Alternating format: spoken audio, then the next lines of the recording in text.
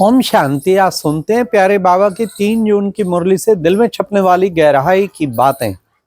आज की मुरली में बाबा ने कहा, घड़ी घड़ी के घड़ियाल। अभी देखो तो बच्चे की अवस्था, कितना खुशी, कितना नशा चढ़ा है। बाबा का दिल करता कुर्बान जाऊं, फिर घंटे बाद देखो तो क्रोध आया और अवस्था सारी मूंझ गई। ये है घड़ी घड़ी के घड़ियाल। बार बार घड़ी घड़ी में क्यों कहा घड़ी घड़ी के घड़ियाल?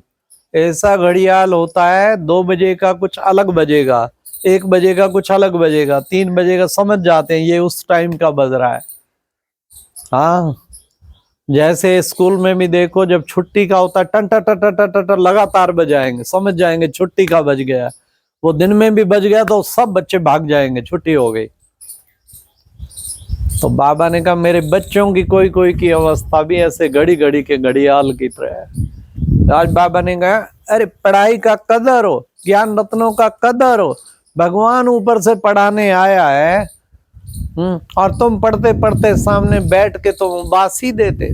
अरे ऐसे उबासी वालों को पीछे बिठाओ, फर्स्ट लाइन वालों को उबासी नहीं हो तो बड़े फ्रेश होके बाबा का सुन रहे हो, लिखे। तो बाबा ने कितना सुंदर बताया। आज फिर बाबा ने कहा कि बच्चे तुम्हारा एक एक ज्ञान का रत्न लाखों रुपए का है। तुम इस पढ़ाई से भविष्य 21 जन्मों के लिए पद पाते हो, उच्च पद पाते हो। तुम्हें कितना ना पुरुषार्थ करना चाहिए।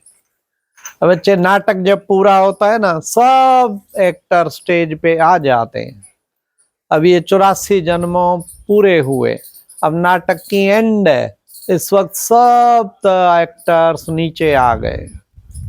तब देखो कितनी जनसंख्या बढ़ गई है। फिर बाबा ने कहा कोई कोई नाम रूप की बीमारी में फंस जाते हैं, माया छोड़ती नहीं है। माया कोई कोई को बहुत तंग करती है। अरे इसको मिटाना चाहिए ना माया को। माया तूफान लाती है, लाएगी, रुस्तम के साथ रुस्तम होके लड़ती है। लेकिन तुम्हें परवाह नहीं करना, उड़ा देना है। बाप की याद से सब माया उड़ जाएगी। ऐसा बाप की याद में रहना है। फिर आज बाबा ने कहा कि बच्चे देखो, ये तुम्हारा बाबा, ये मात पिता सब कुछ है। बाबा ऊंचे ते ऊंचा भगवान है। मैं जो हूं जैसा हूं, मुझे कोटों में को पहचानते हैं। तुम्हारे में से भी कोटों में को जानते हैं। बाबा ने कहा सतयुग में तो निरोगी काया होगी। आज का मुरली मंथन भी आनंद सरोवर में स्वर्ग के सामने कर रहे हैं। कितने सुंदर इनके चेहरे होते हैं, Lakshmi Narayan. No tension, tension free, जिन्हें देख के ही स्थिति ऊंची बन जाए। तब बाबा ने कहा आज कहा तुम बच्चों में दैवी गुण भी होने चाहिए। इकट्ठे रह के पवित्र रहना, ये बहुत बड़ी बात है। हिम्मत चाहिए, बाबा ने कहा।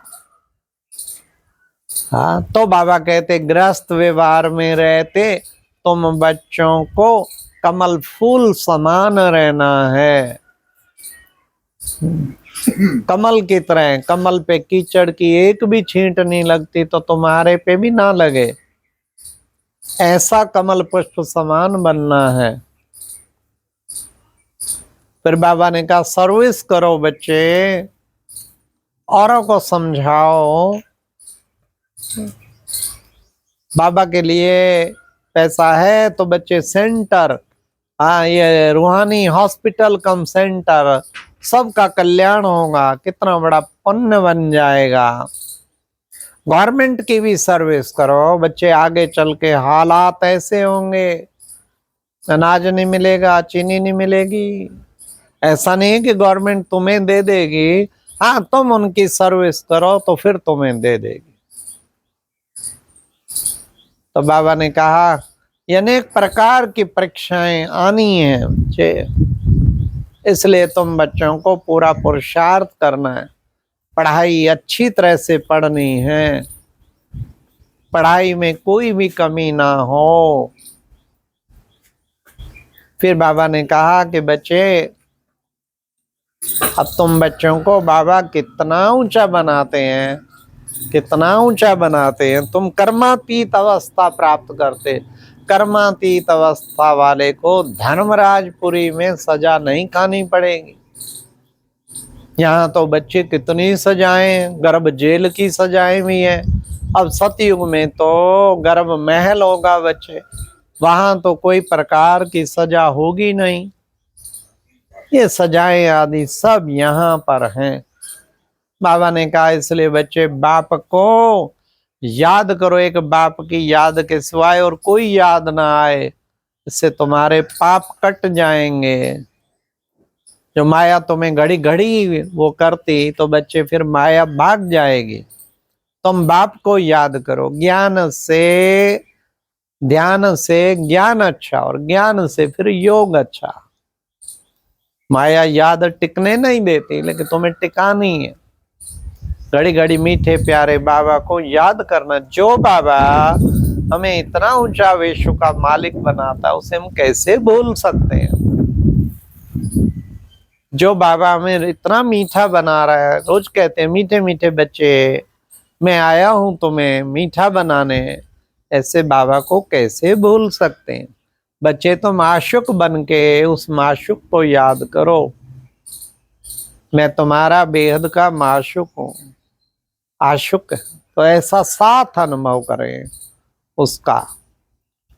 फिर बाबा ने कहा बाबा आया है, अब तुम्हें इस पुरानी दुनिया से, अच्छी दुनिया है इसलिए इसे छोड़ना है, तो तुम्हें अब इस सारी पुरानी दुनिया से वैराग्य होना चाहिए। तो बाबा आया है तुम्हें शांति धाम सुख धाम ले जाने के लिए, तो तुम्हें हर वक्त याद रहना चाहिए कि शांति धाम सुख धाम जाना है। बाकी थोड़े रोज हैं, अब ये दुनिया परिवर्तन होनी है। इस पुरानी दुनिया के बाद आगे नई दुनिया आनी है। बाबा आया है ऐसी शांति, कहते शांति चाहिए, ऐसी शांति की दुनिया बाबा आके स्थापन करते हैं। बच्चे आत्मा ही शरीर छोड़ के पार्ट बजाती है, सब कुछ आत्मा ही करती है। तो तुम बच्चों को आत्म अभिमानी बनना है। तो बाबा कहते देही अभिमानी बनना, आत्ममानी बनना बात एक ही है। सबको आत्मक दृष्टि से देखना है, ऐसा आत्ममानी बनना है। फिर बाबा ने आज की मुरली में वरदान में भी कहा, क्या कहा कि बच्चे बाप की छत्र छाया के नीचे क्या करेंगे, नाजुक परिस्थितियों में भी कमल पुष्प समान न्यारे और प्यारे भवा। परिस्थितियां अनेक आएंगी, लेकिन तुम बाबा की छत्र छाया के नीचे, छत्र छाया के नीचे रहेंगे तो हर नाजुक परिस्थिति में भी बचाव हो जाएगा। इसलिए दिल से कहो जब परिस्थितियां मेरा बाबा, तो बाबा बंधा हुआ है, बाबा तुम्हें उड़ा के ले जाएगा, ऊंची स्थिति पे स्थित कर देगा। फिर बाबा ने कहा कि बच्चे बातों का पर्दा अगर हटा दो तो फिर बाप के साथ का अनुभव होगा। जब बाबा से रूरुआन करते, जब बाबा से मिलन का अनुभव करते, बीच में बातें आना शुरू हो जाती, उसने ये किया, उसने ये किया, अब की बार कहे मुझे ये जवाब देना है, मैंने ऐसे दिया, वो सब ये बातें। बाबा कहते जहां बातें हैं वहां बाप नहीं, और जहां बाप है वहां बातें नहीं। तो बातों का पर्दा हटा दो तो बाप के साथ का विशेष अनुभव होगा। आज व्यक्ति इशारा भी था, आत्मिक स्थिति को धारण करके क्या करो, आत्मिक स्थिति को धारण करो और अंतर्मुखता की गुफा में बैठो। और खास मम्मा का भी आज 3rd नंबर पॉइंट थी कि मम्मा सदा आज्ञाकारी। जब बाबा ने कहा जी बाबा ये काम करना है, जी बाबा जी बाबा जी बाबा, उससे नंबर 1 बन गई। इसलिए उसका स्लोगन ही था हुक्म हुक्म चलाए रा। तो ऐसा मम्मा समान आज्ञाकारिता के गुण को धारण करना। अच्छा, ओम शांति। ये था आज की मुरली का मंथन, मुरली से दिल में छपने वाली गहराई की बातें। ओम शांति।